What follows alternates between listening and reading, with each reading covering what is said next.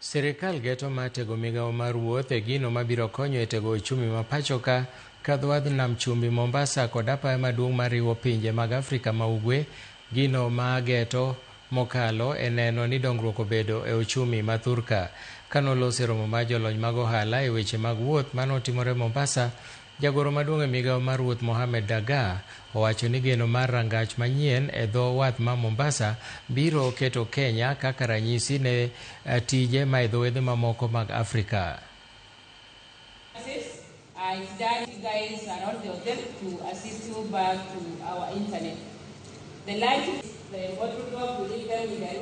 The world is embracing artificial intelligence, automation, data-driven systems, and digital trade platforms, redefining how goods move, how ports operate, and how supply chains function. Yet, as we embrace this digital transformation, we must remain mindful that technology is just but a tool and not a replacement.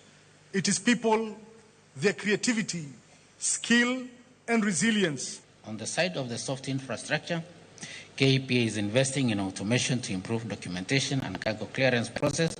We're in the process of upgrading our terminal operating system that will onboard features such as automated gate system, equipment positioning system, and barcoding system, among others. We also want to put up additional berths that have been mentioned, berth number 23 and number 24, to ensure that logistics is seamless.